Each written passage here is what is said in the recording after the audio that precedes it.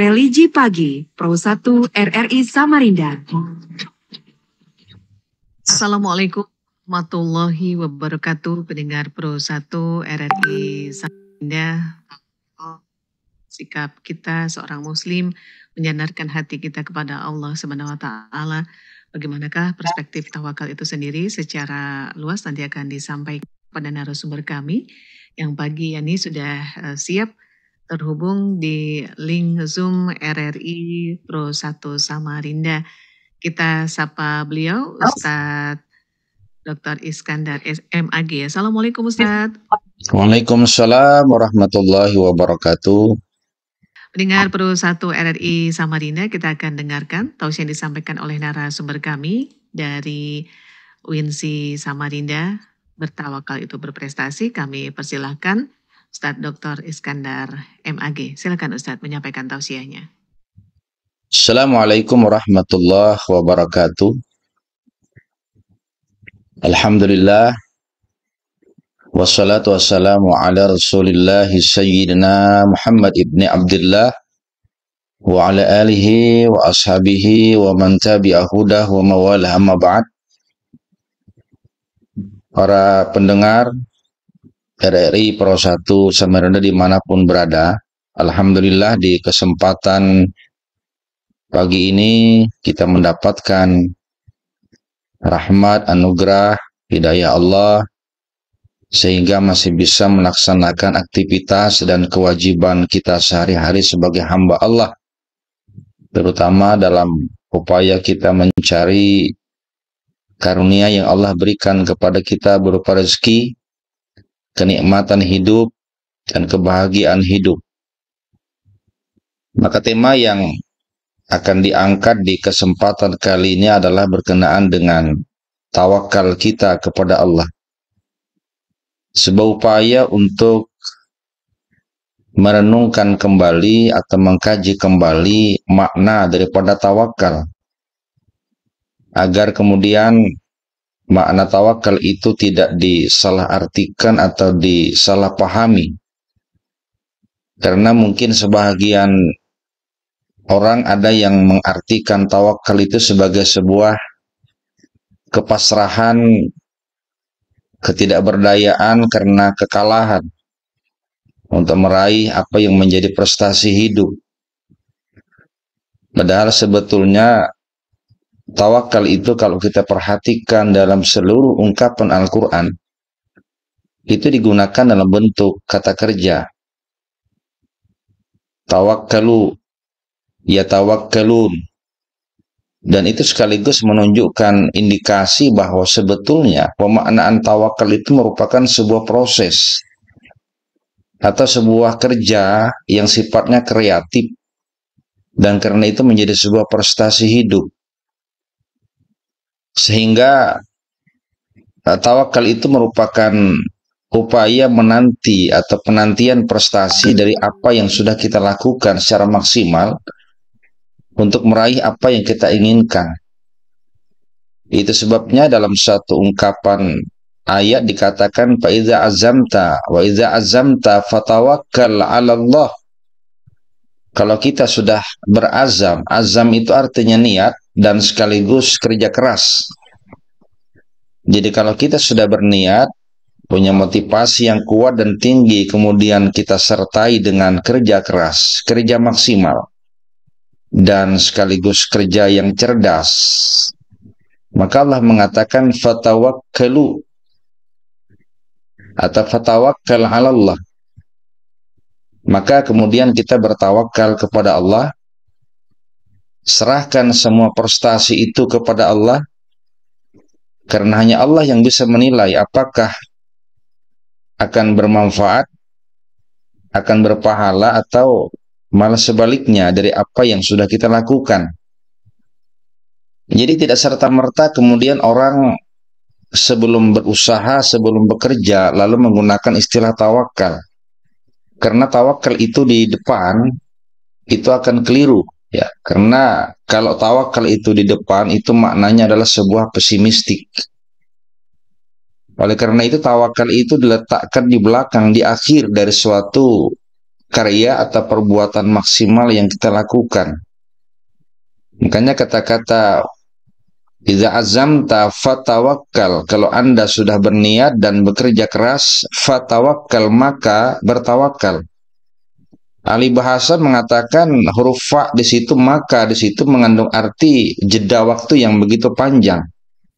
Dan itu menunjukkan kepada sebuah pemaknaan adanya proses yang berkelanjutan, yang panjang, yang berkelanjutan, sehingga tidak mungkin kemudian orang mengatakan bertawakal tapi tidak diawali dengan usaha dan kerja keras dari awal-awal, ya, suatu niat baik dan perjuangan dia untuk meraih prestasi hidup. Ini yang kita maksudkan kenapa kemudian tawakal ini perlu pemaknaan ulang agar tidak kita terjebak kepada sikap dan pemikiran yang pesimistik mengenai hidup. Kita lihat misalkan bagaimana gambaran suatu hadis Rasulullah dalam riwayat Imam At-Tirmidzi dari Umar bin Khattab. Rasulullah Shallallahu Alaihi Wasallam itu bersabda bahwa kalau Anda itu benar-benar bertawakal kepada Allah dengan tawakal yang sebenar-benarnya, maka Allah akan memberikan rezeki, kenikmatan hidup, dan bahagian hidup yang lebih baik. Rasulullah kemudian memberikan ilustrasi dan asosiasi sebagaimana seekor burung yang Allah berikan rezeki kepadanya. Burung itu di pagi hari dia terbang dalam suasana perutnya yang kosong. Di pagi hari dia terbang dalam kondisi yang mungkin lapar. Tapi ketika sore hari dia kembali ke sarangnya dalam keadaan di mana perut dia sudah terisi dan dia kenyang. Ini binatang. Pagi dia pergi dalam keadaan perut kosong, begitu pulang di sore hari dia sudah kenyang dengan perut yang terisi penuh. Ini menunjukkan bahwa ada upaya, ada usaha. Bagaimana seekor burung saja pergi dan pulang mencari rezeki karunia Allah agar kemudian dia bisa memenuhi keinginan hidupnya untuk makan dan minum. Lalu yang kedua, kita bisa melihat bagaimana pula sabda Rasulullah Sallallahu Alaihi Wasallam, riwayat Imam At-Tirmidzi dari Anas bin Malik, ketika ada salah seorang sahabat yang menghampiri Rasulullah, kemudian dia berkata, "Ya Rasulullah, akiluha wa atawakkal au atliquha wa atawakkal." Sahabat ini bertanya, "Ya Rasulullah, apakah aku ikat untaku ini lalu aku bertawakal, atau aku lepaskan saja dia tanpa aku ikat lalu aku bertawakal kepada Allah?" Maka Rasulullah Sallallahu Alaihi Wasallam menjawab, "Ikilha wa tawakkal." Yang benar itu adalah kau ikat dulu kendaraanmu, kau ikat dulu untamu.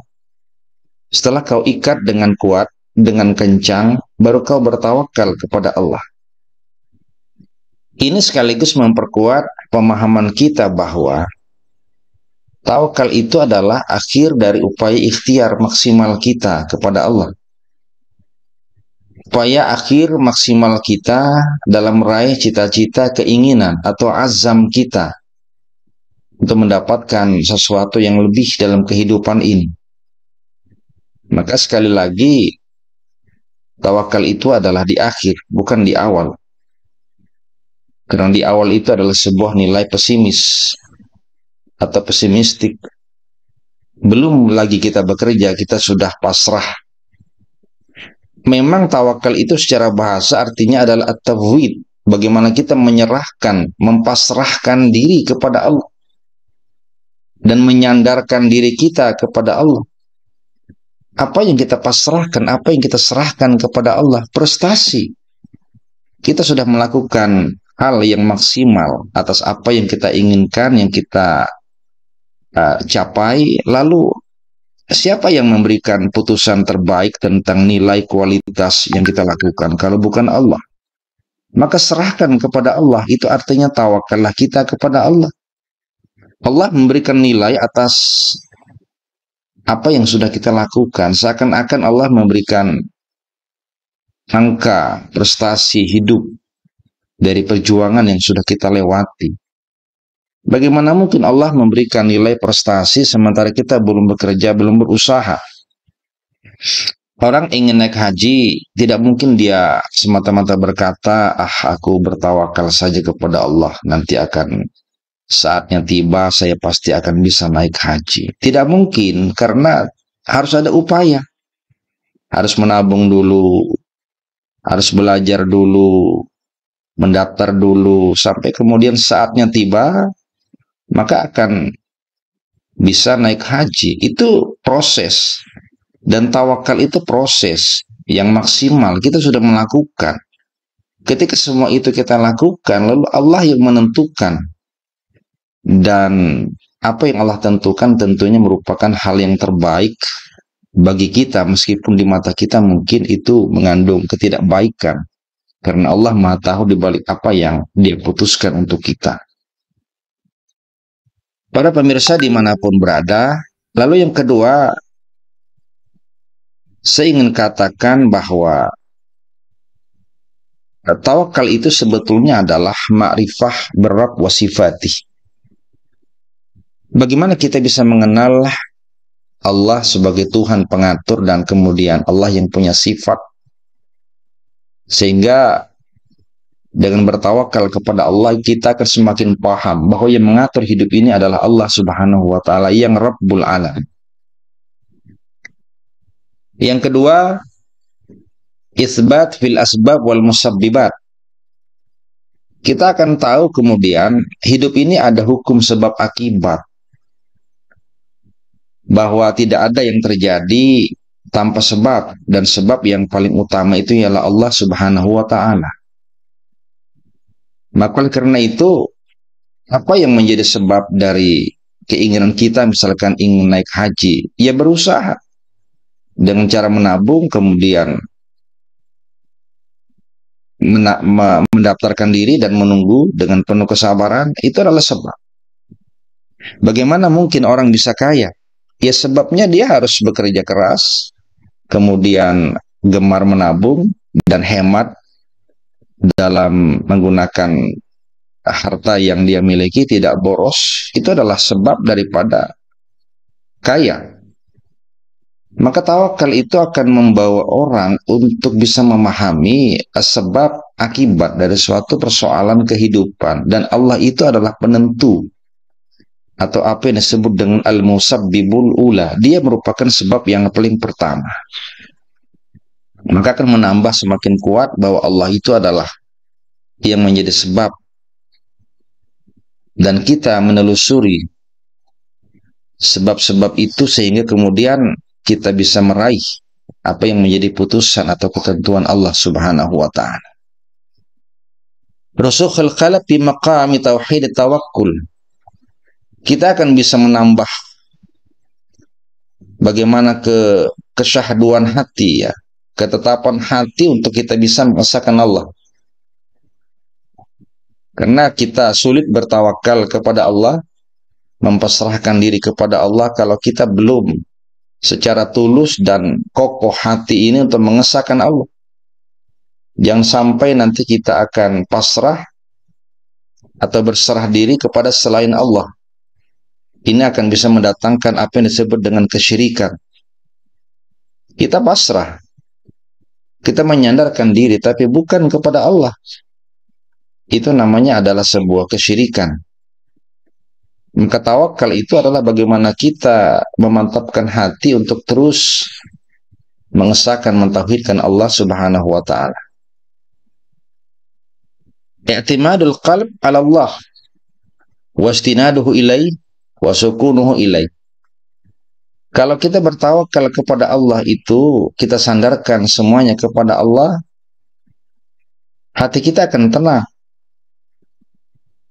Karena kita tahu bahwa semuanya adalah bersumber daripada Allah dan Allah akan menentukan yang terbaik buat kita, maka ujung daripada tawakal itu bisa mendatangkan ketenangan hati.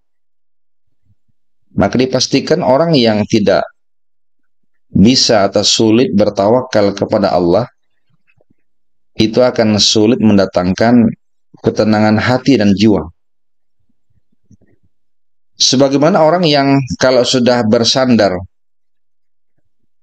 kepada ibunya, misalkan bagi seorang bayi, kalau sudah ada dalam pengawasan sang ibu, dia berada dalam susuan sang ibu, maka seorang bayi itu akan tenang. Begitulah gambaran bahwa kita itu kalau sudah dalam pengawasan dan pangkuan Allah, maka kita akan tenang karena ada Allah yang menyapih. Husnuzan billahi azza wa jal. Dengan tawakal pula kita bisa berprasangka baik kepada Allah. Berprasangka baik, tidak menduga-duga terhadap Allah yang mungkin di mata kita jelek. Kita mendapatkan musibah, kalau kita berprasangka baik, itu akan mendatangkan ketenangan jiwa karena kita yakin bahwa di balik musibah tentu ada hikmah yang kita mungkin tidak tahu yang bakal Allah berikan kepada kita. Tapi kalau kita suuzon, kita berprasangka buruk kepada Allah, bahwa Allah memberikan musibah karena murka kepada kita, Allah memberikan musibah bala bencana karena Allah murka kepada kita karena kita suuzon kepada Allah, itu akan berbalik kepada kita sendiri, dan itu akan membuat kita semakin tidak tenang. Maka segala apapun musibah, malapetaka, bencana, kalau kita bisa husnuzon, itu adalah karena Allah, maka kita akan bisa lebih tegar mensikapi dengan penuh ketenangan, dan tentunya di balik ketenangan ada harapan. Barangkali Allah akan menggantikan yang terbaik dari apa yang ada. Kehancuran bukanlah sebuah kemusnahan, tapi mungkin sebuah pergantian kepada hal yang lebih baik kalau kita bertawakal kepada Allah Subhanahu wa taala. Para pendengar yang dirahmati Allah, dasar daripada tawakal itu tidak lain adalah Allah. Demi Allah, untuk Allah, karena Allah. Maka tidak sah tawakal itu kalau ditujukan untuk karena demi selain Allah. Makanya Allah menegaskan pada surat Al-Imran 122, wa 'alallah falyatawakkalil mu'minun. Kepada Allah lah kita bertawakal. Orang-orang mukmin itu bertawakal hanya kepada Allah, tidak bertawakal kepada yang lain. Hanya kepada Allah kita serahkan, kita sandarkan segala apa yang menjadi aktivitas kehidupan kita.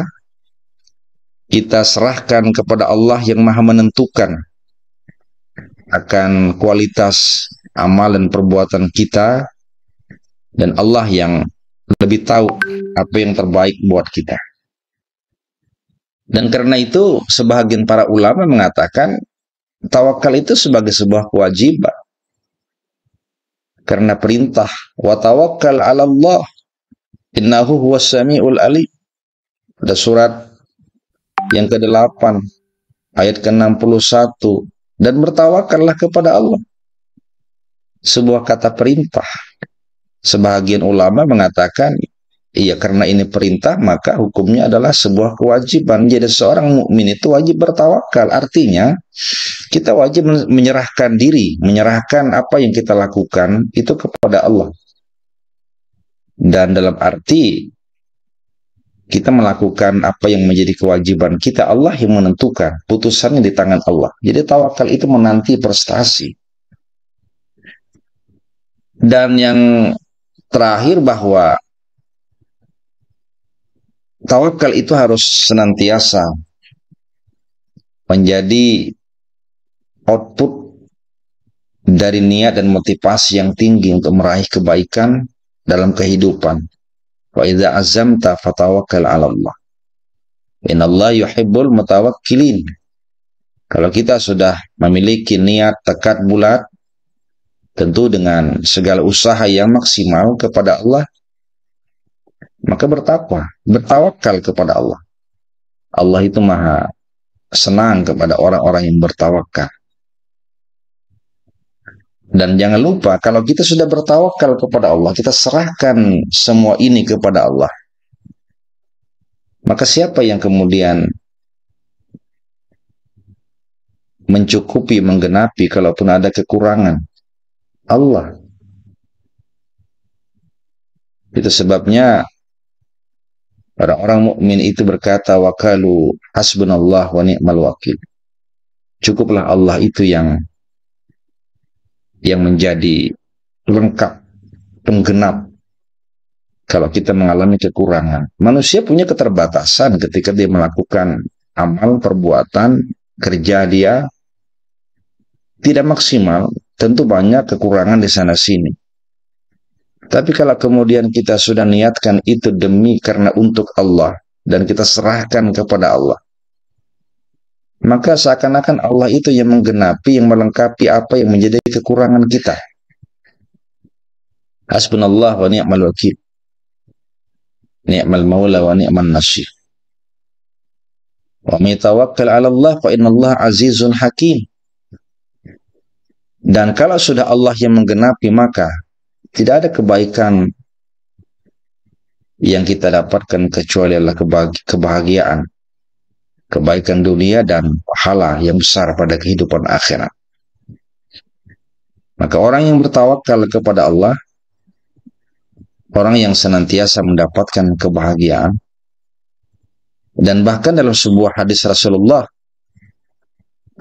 itu mengatakan, kalau orang bertawakal hanya kepada Allah, bahkan dia bisa atau bakal masuk ke dalam surga tanpa hisab. Hadis riwayat Imam Muslim. Dan karena itu Rasulullah pun mensunnahkan untuk senantiasa orang-orang yang beriman itu bertawakal kepada Allah, dalam arti lakukan niat, motivasi, tekad bulat dengan kerja keras, lalu serahkan semua itu kepada Allah. Allah yang menentukan, yang memutuskan baik buruk, pahala, berapa besar kebajikan yang bahkan Allah berikan kepada kita. Sebaik-baik tempat memang adalah di mana kita bertawakal kepada Allah Subhanahu wa ta'ala. Allah akan bantu, dan bahkan orang akan terhindar dari segala macam bentuk kemelaratan hidup. Orang yang bertawakal akan mendapatkan kelapangan hidup, terhindar dari segala macam bentuk kelaparan, dan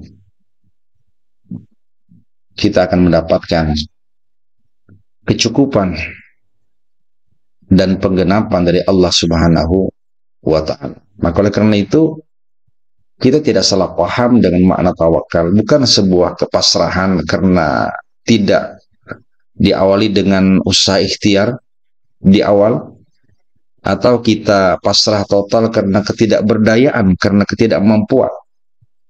Tapi justru tawakal itu sebuah usaha maksimal, dan itu artinya kita menanti prestasi di mana Allah akan memberikan pada saat yang tepat, pada waktu yang tepat, dan tempat yang tepat untuk kita dapatkan.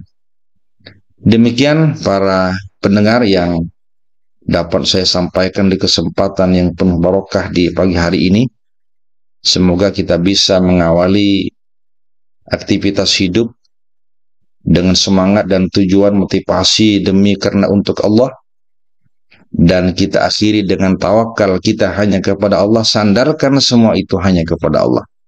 Allah akan balas dengan kebaikan yang berlipat ganda. Sekian, assalamualaikum warahmatullahi wabarakatuh.